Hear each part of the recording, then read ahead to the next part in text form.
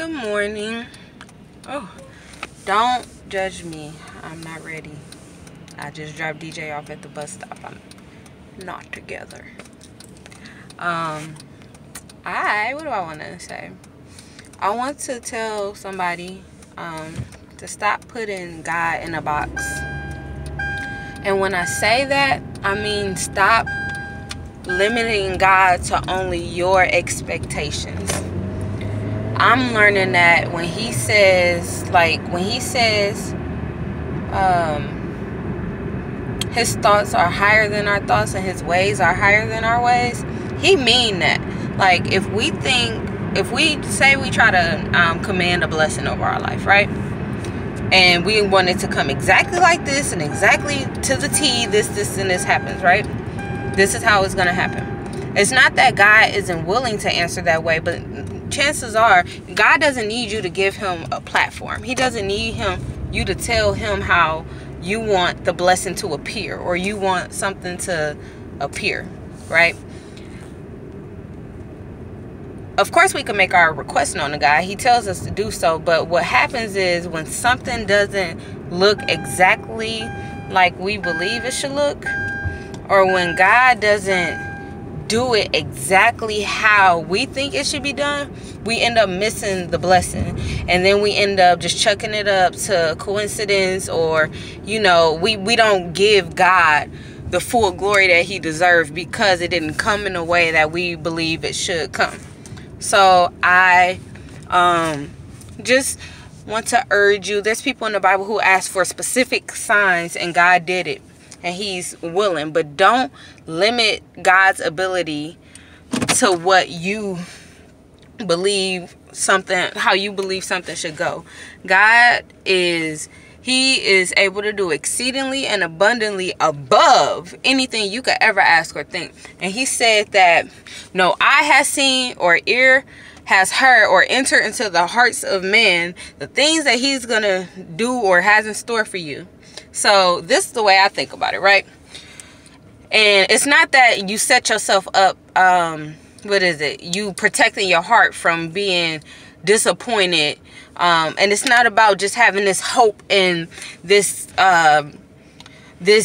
big dream that you want to happen. If it don't happen, like you limit God's ability. You're not limiting his ability. What I do now that I'm able to see God more clearly through is I remember that scripture, no eye has seen, ear has heard, or has entered into the hearts of men. So if my thought it and my heart saw it,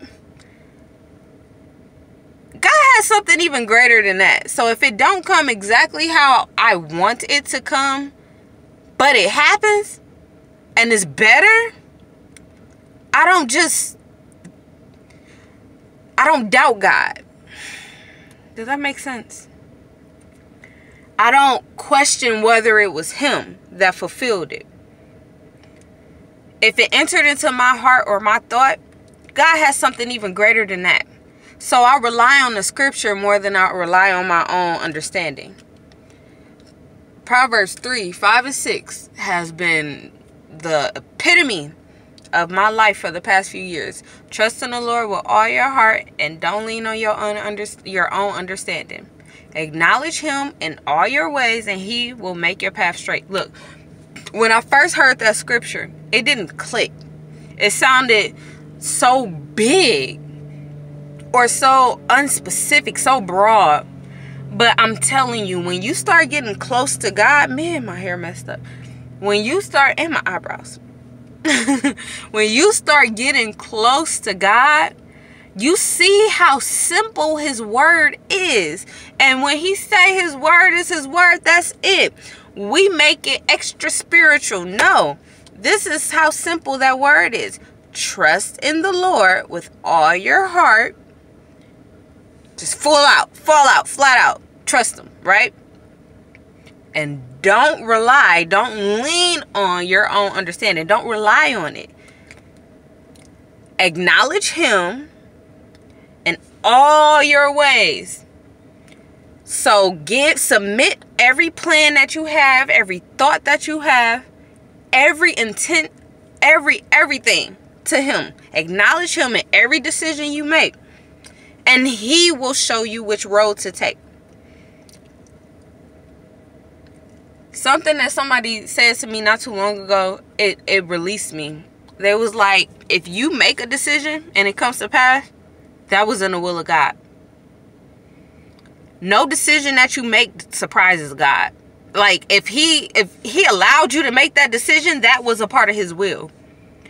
This is what we need to do. We need to be conscious about what decisions we make, so we are in his good and acceptable and perfect will. We don't just want to freely start doing stuff and doing this, doing that, starting this, starting that, without acknowledging him.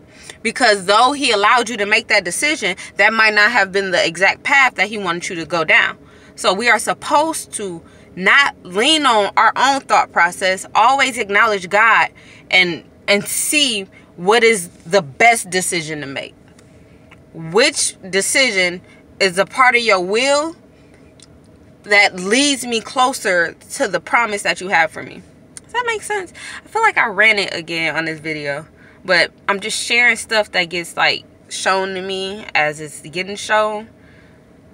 So that's pretty much it. Man, I'll be okay.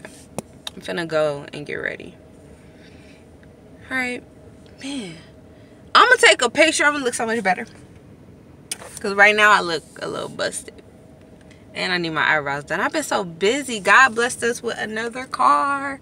And it's so... It only has... what is it? How do you turn around? I think I took a picture. Oh, Lord. I'm in a video. You can't do it. Has 10,000 miles on it. It's really new. I'm very happy about this. All right.